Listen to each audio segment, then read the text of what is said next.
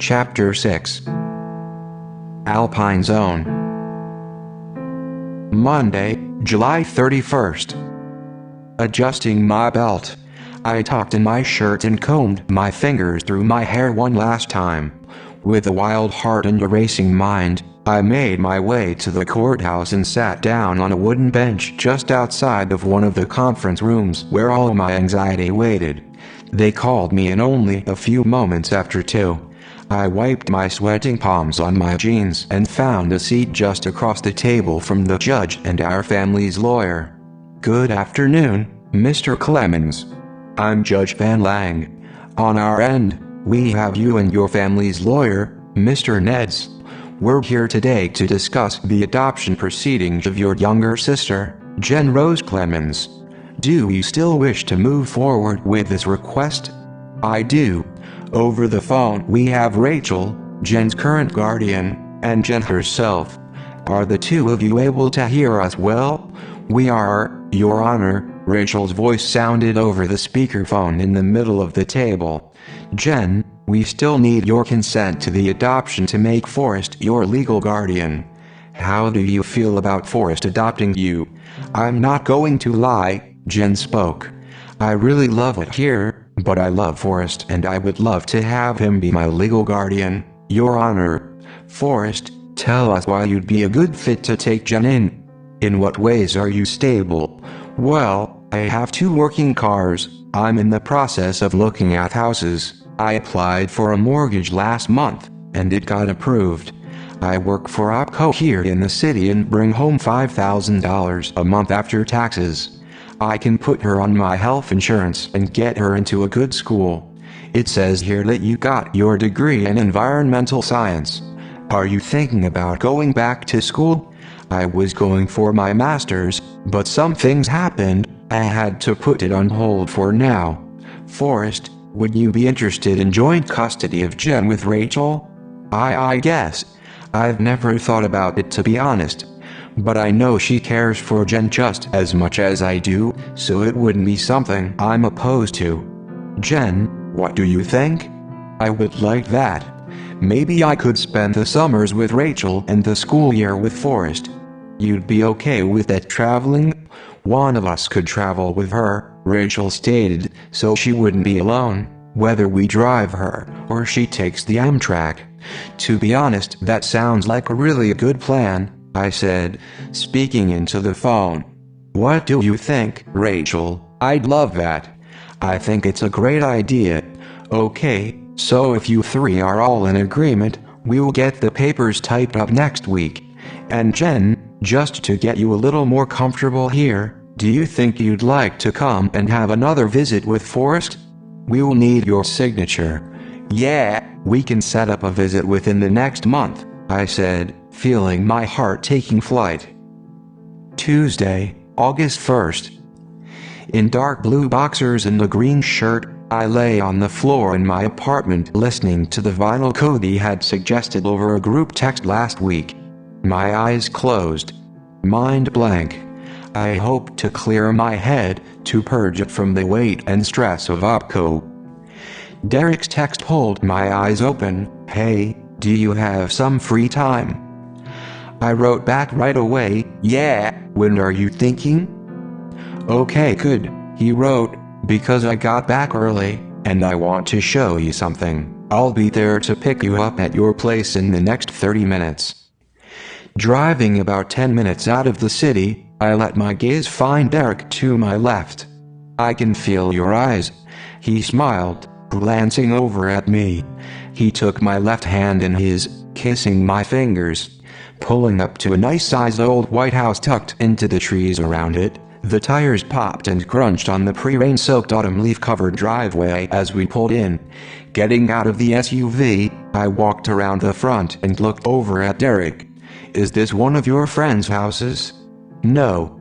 He smiled, leaning up against the hood of his gray SUV and putting his hands into his black overcoat pockets. "If you like it, it's ours. I remember you wanting to move out of your apartment," he said, handing me the keys. "I've been looking at houses too. When I saw this one come on sale for a good price, I figured I'd have them hold it.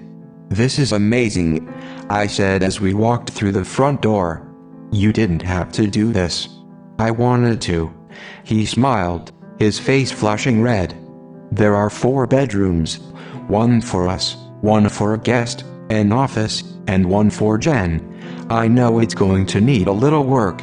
Making my way down the hall, on the walls about eye level were dark square stained shadows where old photo frames used to hang.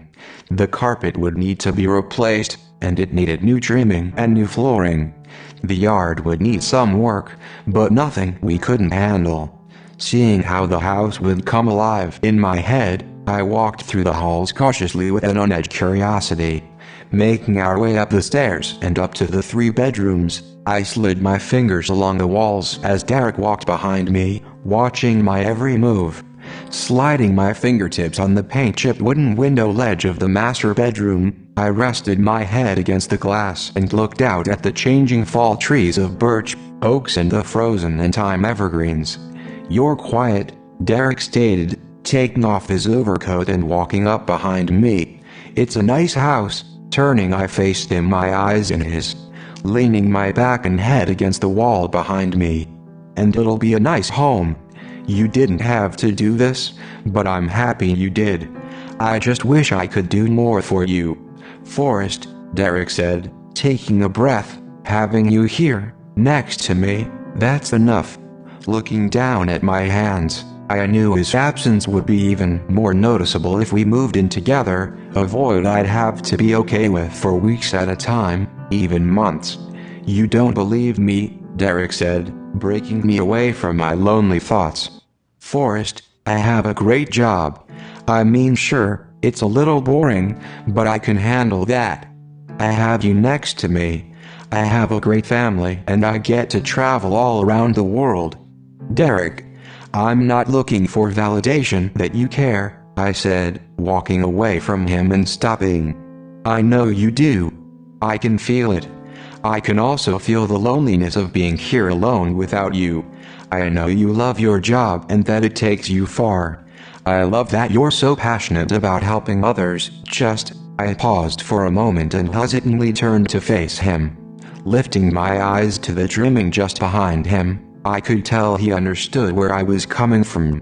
Our nonverbal communication and understanding reflected off the white walls of the empty room, off the creaking wooden floor, and off the old dirt-stained glass windows. "Just don't forget that I'm here. It would be cruel if fate traded me one lonely window for another." Both of us, in silence, stood only 3 feet apart. Derek staring at the floor just off to my right. I could tell he too was lost in thought. With light feet and unsure hands, I slowly walked over to where he stood, his demeanor a wild grassland rainstorm. His steady disposition to me was the smell of rain, the feeling of home. I put my right hand to his face. "Let's keep moving." Walking back down the stairs, through the kitchen and out to the backyard, I followed Derek's footsteps, his voice.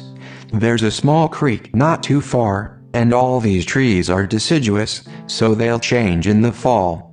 It also has a small line of trees that bloom in the spring." Taking my hands out of my pants pockets, I slid my slightly cold fingertips along his jaw, ran them through his short brown hair and pulled him into a kiss. "It's everything," I said, moving in close.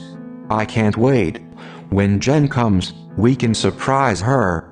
Falling behind me as I walked past him to investigate the yard, Derek's tone of voice caught me off guard. "Forrest, I've been meaning to ask you about that, and I just wanted to ask so we're all on the same page." Turning around, I slowly walked closer to him. "The last time Jen was here, we had some free time to talk and she wasn't sure if she wanted to come live in Seattle. The energy of the city made her feel uneasy. Did she ever mention anything like that to you?" Rubbing my lower lip, I let out a breath I didn't realize I had been holding. "Yeah, it's always been in the back of my mind. It's the thing that's been motivating me to keep moving forward. When we parted ways, it wasn't because we had a choice. Everything was falling apart around us. It all felt so rushed. I wanted this to be the goodbye we should have had. Shaking his head, okay. Derek looked over me. If you like it, we could meet with the agent this week. I do like it. Wednesday, August 2nd. Finding me at the flower bed, Derek smiled down at me. You ready? He pulled me up with one hand. Everything should go smooth. I faxed the paperwork this morning. Also, the meeting is with Wendy. She's one of my coworkers in the department. She's nice. I walked next to him. The back part of his short brown hair that he had clearly missed brushing down this morning waved in the wind. Here, I said as we walked into the building and stepped into the elevator. Pushing his hair down the best I could, I gave up around the 5th floor. It's hopeless. That bad, huh? Stepping back from him, I gave him a soft smile and stuck my hands into my pockets. You're nervous, he said, taking a single step closer to me. The skin under his eyes red from his rushing blood.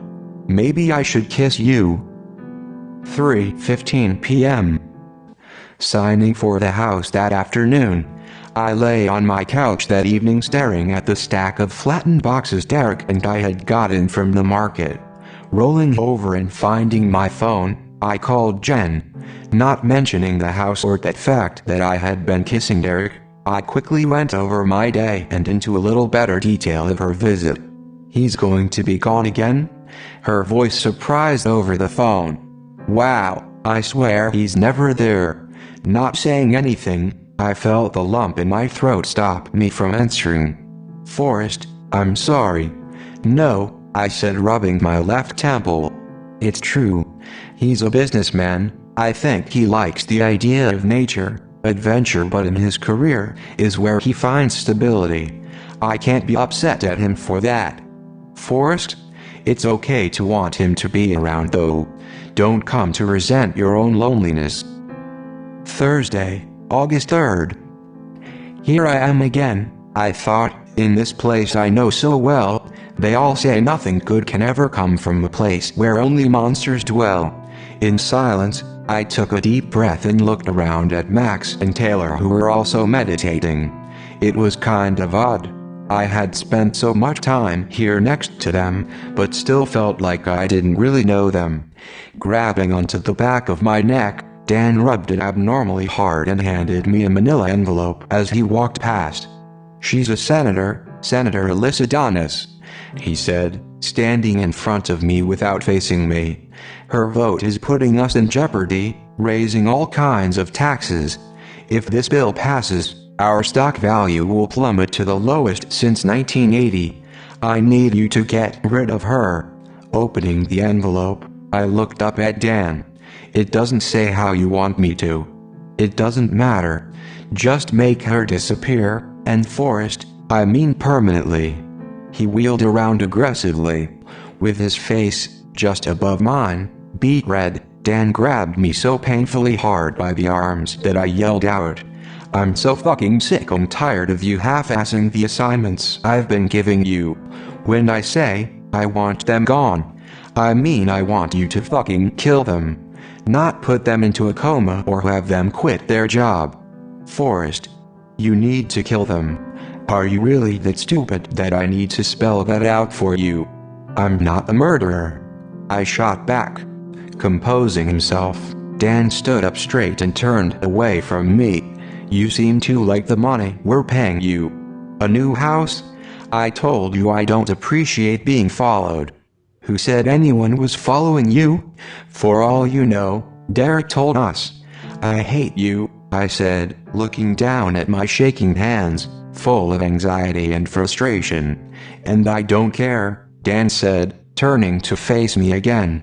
Lifting my eyes slowly to his, I almost smiled. Until I did.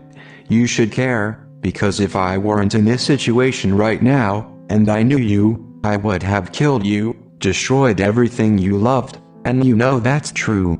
Well, it's a good thing I have you on a leash then, isn't it? Aggravated and just wanting to leave as far away from this place as I could possibly be, I shut my eyes tight and just wished she would be gone. I wished she would die a quick death, and I wished, More so begged that I wouldn't have to be the cause of anyone's death anymore. The weight was almost too much. "You need to focus." Dawn's voice broke through my thoughts. Gripping me by the arms, he threw me out of my chair. I looked up at him wildly. He spat. "You're only going to manifest the things I tell you to, you understand? Say it." I wish you were dead." Louder. "I wish you were." Louder. "I want her to die." Seeing fire burn in my mind's eye, I could smell smoke as if I were there, watching her death play out before me. "How do you want her to die?" "In the most horrific way possible. By fire." "I wish she would burn," I yelled. "I think we're on the same page now," Dan hissed. "I promise you, Forrest, when she's gone, I'll take your paper crown and ladle it with gold." 5:15 p.m. Coming to sit next to me at the flower bed that evening, Derek took a deep breath. I looked up at him. He gave me a not-so-convincing smile. Nathan had to back out of the conference on Friday, so my boss asked if I could take his place. "Oh," I breathed, itching my left eyebrow. "I thought we were going to move some things into the house." "Yeah, that'll have to wait. I mean, you can move in the things you want, and when I get back, we can move in the heavier things." Looking over at him, I shook my head. "And then you'll be gone 3 weeks for your next upcoming trip." Not saying anything more, he sat next to me in silence. Dropping my shoulders, I stood up and found myself in front of him like so many times before. Taking his face into my hands, I kissed his top lip lightly. "When will you be heading out?" "We'll be driving out tomorrow around noon and back the 8th, so about 5 days." "Have a safe trip," I said, walking backwards to my SUV, giving him one last wave. Friday, August 4th. 9:36 a.m. Damp from an early morning rainstorm, golden matted grass swayed with every breath the trees around the house took. Sharp ears, sharp in fear of wild fears, I moved my light feet over the damp back wood, taking 1 step, 2, 3, then 4. I pulled my plaid shirt tight. With cautious brown eyes, I looked over the gray-hearted clouds that rested just above the city. Curiosity growing into long-stemmed flowers in my mind, I wondered about Derek, and wondered if he ever thought back to this place. Did I do the right thing? I often questioned my coming back. I wanted so desperately to keep him and knew that just my thoughts of him would influence him. So, before I had left work a couple of months ago, I had asked Taylor to keep him protected from my thoughts and emotions, to not let me have any influence over his life. 11:15 a.m. Moving in what I could from my apartment with the help of Kevin, Tanner and Leslie, we got most of it cleared out within only a couple of hours. "All that's left is your bed and dresser," Tanner said, dusting off his hands and smiling over at me. "I can't thank you guys enough.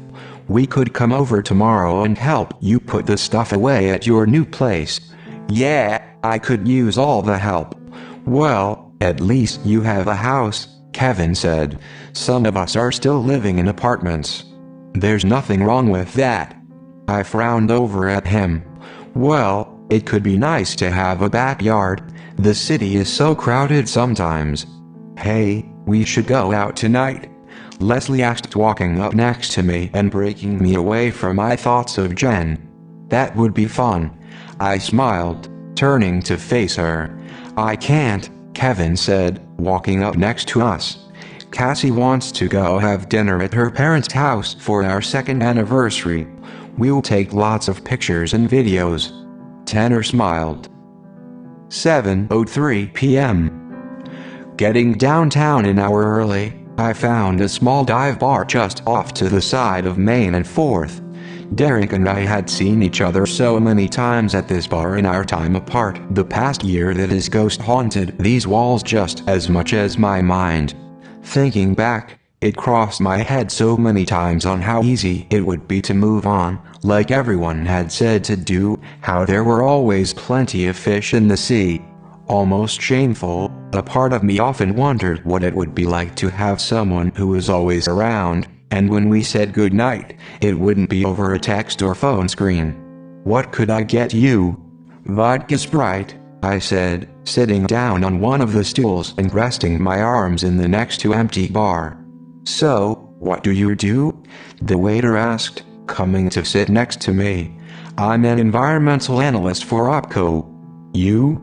"I work as a campus cop at the university and here part-time."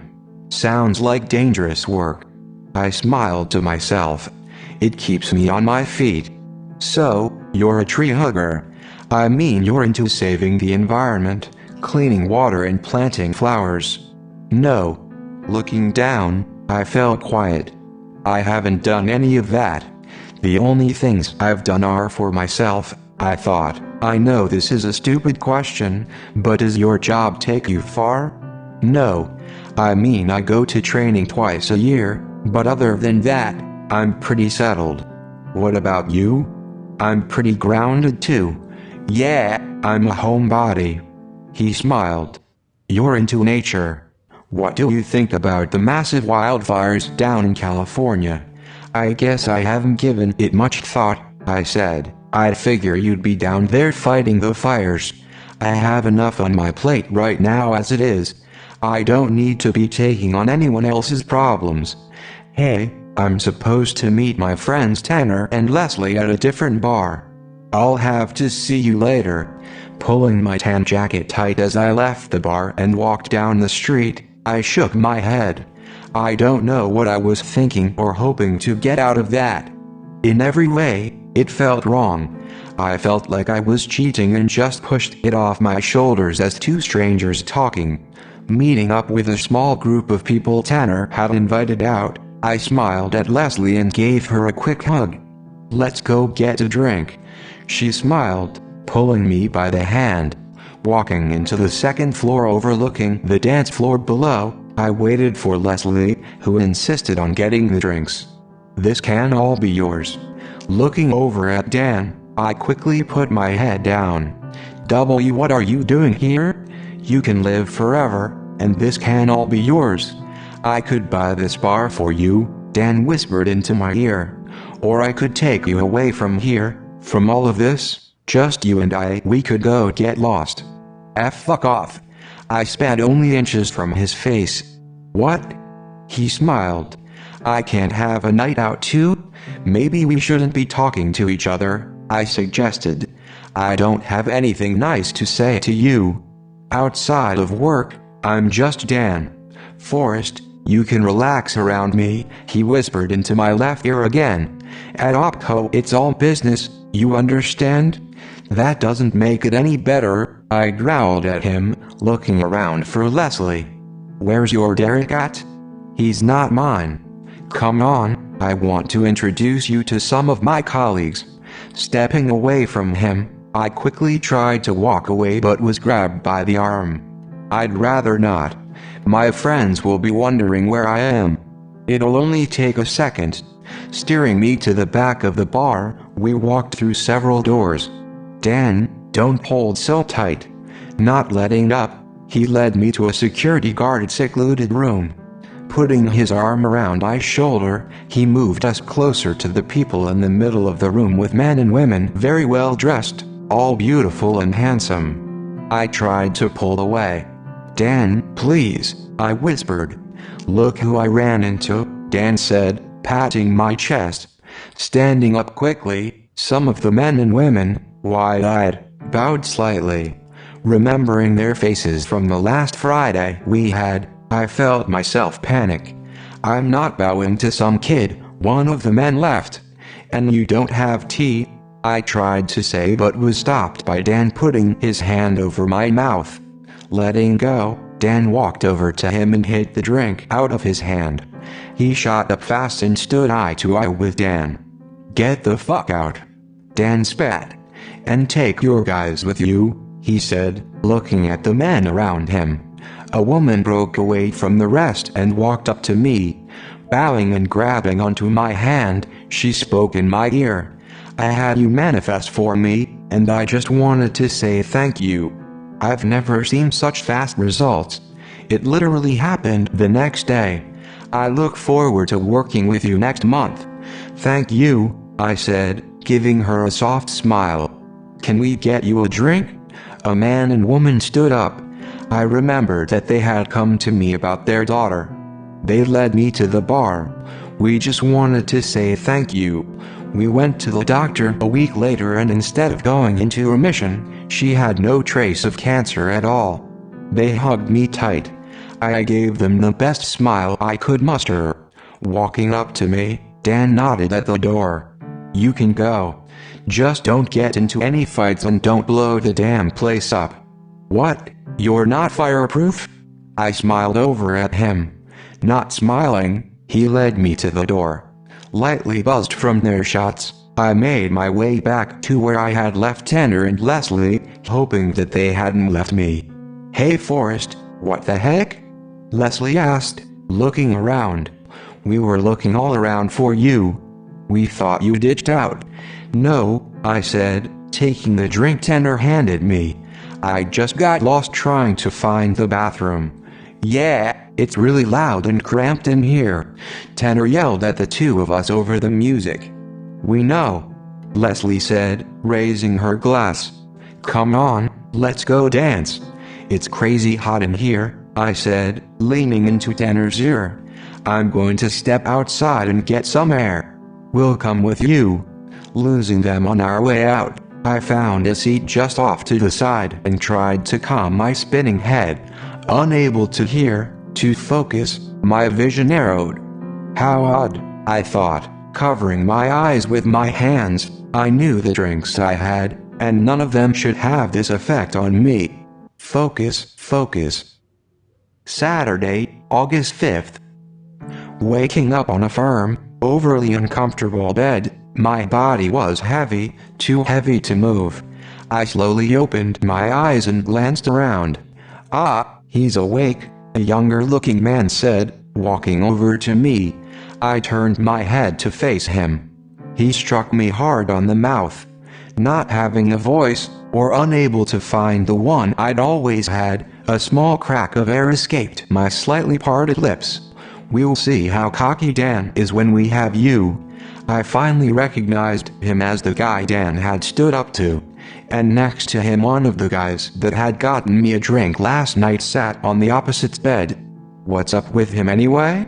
Is Dan fucking him, or what? He's probably a mule. Maybe. I talked to some of the people there. They said he manifests for them, whatever that means.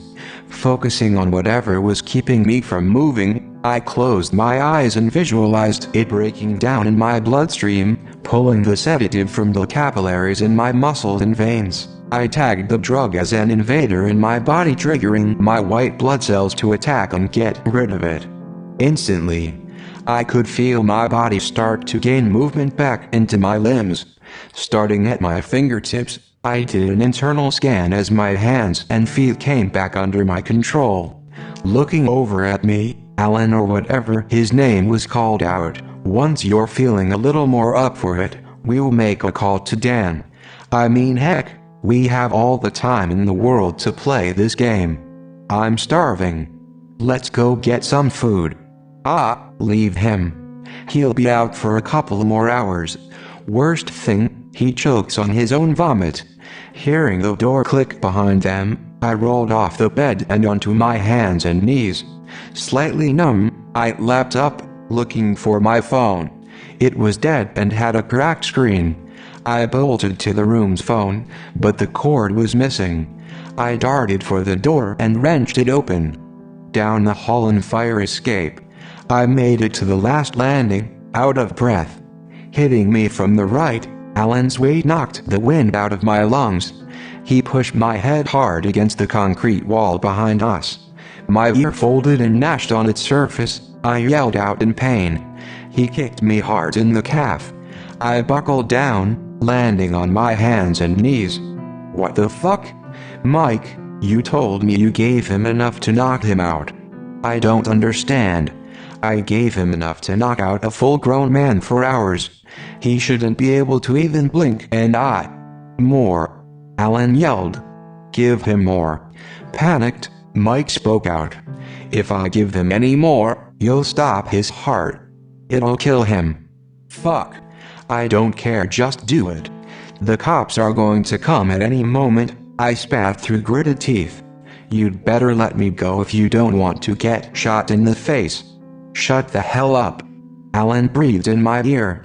Watching his foot come down hard on my left hand, I yelled in agony as he used all his weight. With stern assertive voices behind us, I let out a breath of relief. We need you to take a step away from the kid and put your hands where we can see them. I told you, I said, getting up and whispered close to his ear. If we're going down, Alan hissed back, you're coming with us. If you drugged me, kidnapped me, assaulted me, and were going to hold me for ransom, of course you're going to jail, I smiled, holding my ear. Stop being so stupidly optimistic. 5:48 p.m. Sitting alone in the hospital room, I restlessly moved around on the paper sheet that covered the examining bed. After everything that had happened and sitting at the police station for over 2 hours, I told them that I assumed that they had drugged me sometime last night. I waited for Dr. Shaw, who had introduced herself the moment she came in, to finish going over her checklist. I just wanted her to be done. I wanted to go home and overall just to be left alone. Walking into the room, she sat in front of me, asking to see my hand. I watched her many gold rings move as her hands rolled in between bones and pushed annoyingly hard on tender and oversensitive muscles. With a jolt of stinging pain, I pulled away from her slightly cold thin fingers. It's just sore, she said, standing up and giving me a reassuring smile. Your bones seem fine. We'll take an x-ray if it keeps bothering you. I'll have Vince come and wrap it up for you, she said, standing up and walking out. How are you feeling? A young man asked, sliding his black rolling stool up close to me. I've had better days. Wrapping my hand in white bandages, Vince, with a stethoscope draped over his neck, smiled up at me. You're a lucky guy, he said, with what happened to you and only coming out of it with a hand injury. They keep saying that. I knew I was going to be okay. Oh, the officers wanted us to ask if we could take some blood samples. It'll tell us what kind of drug they used. Yeah, that should be fine, I said, standing up and brushing myself off. Friday, September 1st. Getting to my chair an hour early, just before 4, I cleared my mind with Max and Taylor not there yet. Having watched the news and finding the locations of the fires, I closed my eyes and formed dark, heavy rain clouds in my head. I pushed them over the dry dirt hills of California with as much empathy as I could muster, begging for them to drown the fires that had destroyed so much. 4:46 p.m. Looking at her envelope, Taylor's voice rang out from my left. I'm not doing this. Mr. Hanif hit her hard across the face, then walked out. Rushing over, Max crouched down in front of her. Feeling somewhat aggravated that this could have been avoided if she would just have done what they wanted, I heard my voice break. So what? Just do it, Taylor. None of us want to be here, I said, looking over at her and Max. What the hell, Forrest? Max yelled. Look, they're paying us well. I spat. We might as well go with the flow. I never thought I'd hear you say that, he shot back. And to be honest, it sounds like shit coming out of your mouth. You're the one who gave me strength to stand up for myself, Taylor choked, wide-eyed. We're all here for ourselves, I said, standing up tall, desperately trying to defend my reasoning. For our own gain. We all have things we're working for. Looking wildly around, Taylor found me with a look of anger burning on her bruised face. What happened to not becoming a monster? If I die this way, at least it'll be quick, I said, staring straight ahead. Anyway, We've seen how much control they have over us. We can't blink an eye without them asking us about it. So, you're giving up? No, I said, sitting down again. Just giving in. Forrest. Don't let them break you. Breaking? Who said I'm falling apart?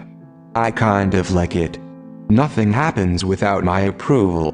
They think they're the ones who are in control, but we're the ones holding all the... Falling silent, I stared off into space for several moments and sat down. 8:02 p.m. Leaving the room before all the people started to walk in, I found a secluded conference room just next to the floor's patio. My shoulders and heart heavier than normal. I wasn't sure about everything I had said to Max and Taylor. A part of me wanted it to be true. I mean, some part of me kind of liked the control, but my thoughts constantly bringing me back to my mom, Jen, Derek had faded only to be replaced by guilt. Sitting up straighter in silence, I cleared my head and let sweet nothing fill it to the brim. On the edge of falling asleep and in a trance, I wouldn't mind staying there for some time, I thought, letting the darkness, the comforting black velvet of no light, touch and cool my skin. Feeling a jolt in my chest that made me tear my eyes open a few moments later, 4 teenagers, 2 boys and 2 girls, came barging in. Pulling the bung from one of their backpacks, I quickly stood up and tried to push past them. "I'm sorry," I said, giving them a soft smile, "I was just leaving." "Hold up, I've seen you. You're that kid that always sitting in the Meta high-rise Banks Plaza." "I'm not a kid, and how would you know that? My dad owns like 4 floors of that building. I'm there all the time." "You really are an odd one," he said, looking around at the others. "He just sits there and reads. No sense of personality, no friends. I don't know why you were given this ability when you're not even doing anything with it." One of the girls chimed in. "What a waste." I tried to help, I said, feeling my voice start to dry from anxiety. "Yeah? How so?" the tallest boy said to me, stepping forward. "You kill people, hurt them all for opco and just for money, all that karma. I hope it catches up to you. I bet your family must be so proud." Tackling him by the waist, I hit him in the nose. I could feel a crack under my knuckles. "Get off! Get off!" one of the guards yelled, pulling me off him, ripping me away from the boy. His nose bloody, he lunged at me, only to be stopped by Dan, who stepped calmly in between us. "If you touch him," Dan said, not looking at either of us, "we have the right to shoot you." Picking myself up off the ground where the guard that had stopped the fight had thrown me, I wiped my lower lip and smiled at Dan. "Kids nowadays, am I right?" "I wasn't protecting you," Dan said after everyone had cleared out. He shoved me hard against the wall. "You're Opco's property. We own you. Go get cleaned up." Running water over my face, I fixed my t-shirt and jeans. I walked out on the patio, sitting down. I pulled out an old taped-together photo from my wallet. Slowly unfolding it, I wiped away the hot tears that burned in my eyes. Not having a photo of everyone together, I'd cut and taped together what I could find. Hearing footsteps to my left, I froze. I'm sorry for what they said in there," one of the girls said, walking out onto the patio. "It doesn't make them any better." "It doesn't matter," I sniffed. "What's that a photo of? What do you care?" "Okay," she said, turning around to leave. "I hope you feel better." "No, wait," I said, quickly looking up at her. Coming to sit next to me, she sat down in silence. "It's my family," I said, unfolding the photo again. "They're beautiful," she said, moving closer and getting a better look. "They really are. That's my mom," I said, pointing at her. She was so pretty. "That's my little sister, Jen. She reminds me of my mom. Every time I look at her, it's like God gave me a second chance to take care of my mother again, to really be there for her." "Who's that?" "His name's Derek." I smiled. "He reminds me of a superhero, and like a superhero, He's always gone, but I love standing next to him, even if it's lonely," she said after a few moments. "That's my dad and Greg," I said, pointing at them. "We haven't had the best relationship, but things are turning around. That's Cody and Vanessa. They were with me from high school through college. I miss them. My grandparents. They were so wise, caring. They looked after us kids when our mom and dad weren't around." "What's the place behind all of you?" "It's an old flower bed I found the first year I moved here. Every spring the flowers bloom. During the summer these birch trees are just so green, and in the fall the colors are beautiful. Most of my family's gone now. Sometimes when I'm lonely, I sit there, and I wait for one of them, any of them, to come sit next to me." Wednesday, September 6th. 5:15 p.m.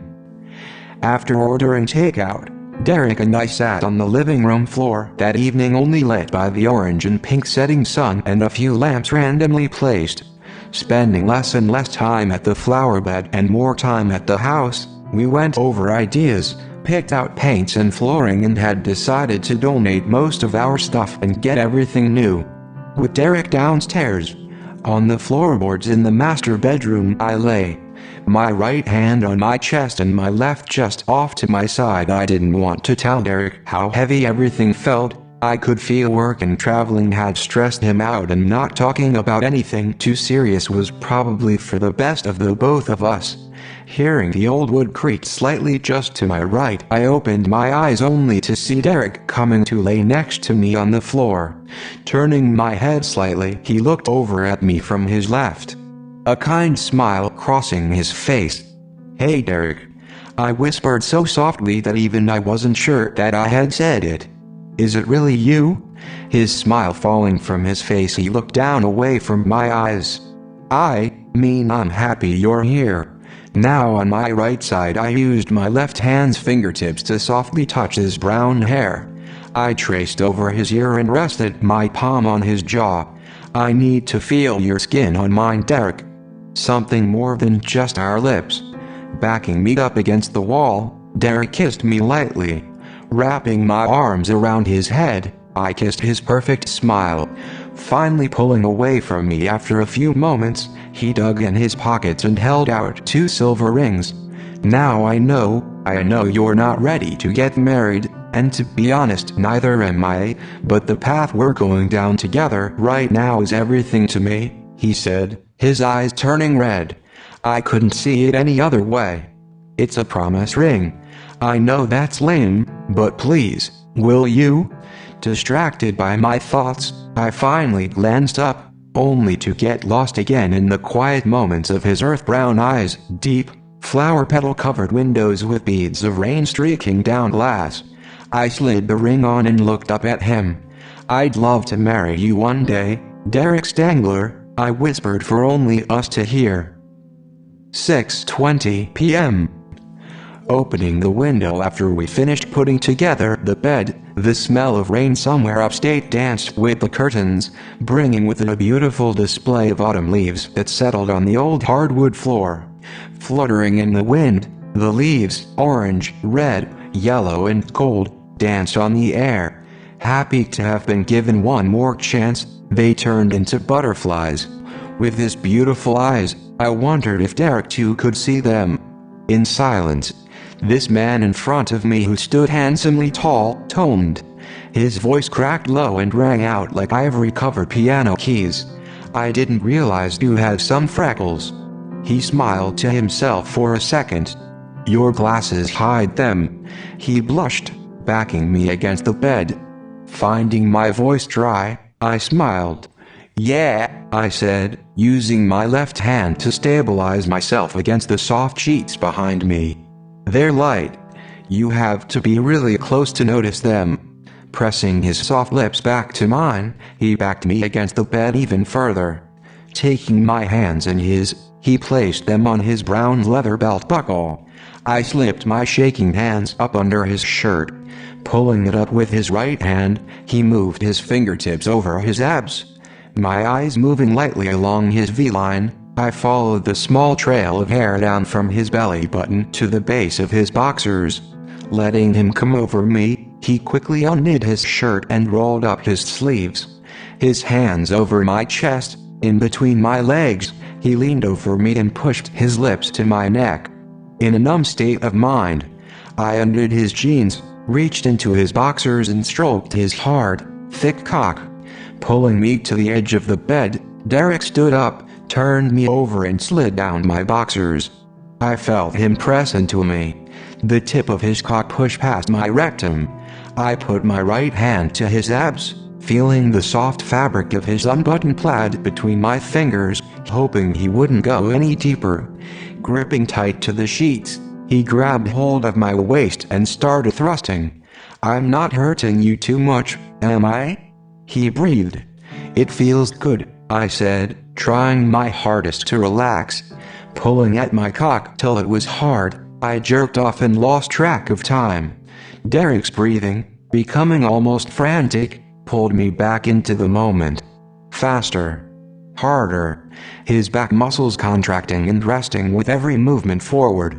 His bare cock slick was unable to go all the way into me without causing too much discomfort deep within my pelvis. Holding me tight by the waist, I yelled out, feeling the tip of his cock jolting. He ejaculated. That felt good," he said, lying next to me, pulling up my boxers and jeans as he buckled his. I straddled him, took his face into my hands and kissed him. "That was my first time," I said, "and I'm happy it was with you." "That was my first time too. Was I bad?" he asked while smiling through our lips. "I have nothing to compare it to, so I wouldn't know." I smiled back.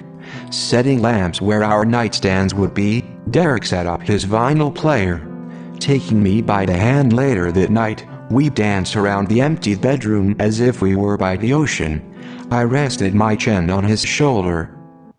Thursday, September 7th. 9:30 a.m. Lost in the soft sheets of the bed, I felt only emptiness as I reached over for Derek's chest. Smelling his cologne on the pillow, I lingered there for several moments before rubbing my eyes and sitting up. Getting ready for the day, I quickly brushed my teeth, fixed my hair the best I could and texted Jen. Rolling up my sleeves, I sat down on the bed and in silence watched as he packed his things. I guess it wouldn't be so bad, I thought. Jen was coming to visit in the next 2 weeks, and I knew spending time with her would make time fly a little faster than being alone. I looked down at my hands. Derek's voice brought my gaze to his. "It's only for 3 weeks. I'll be back before you know it." I didn't say anything, I answered, slightly shaking my head. "You didn't have to," he said, turning more to face me. 1:15 p.m. With his bags in the back, he drove us to the airport that afternoon. We sat in the SUV for several moments too long for most people. Both of us silent. Both of us at a loss for words, trying our best to say goodbye without saying it. "The ring. It looks good on you." Finally turning off the engine after I didn't respond, he rubbed his lower lip and spoke. "I'm sorry it has to be like this sometimes.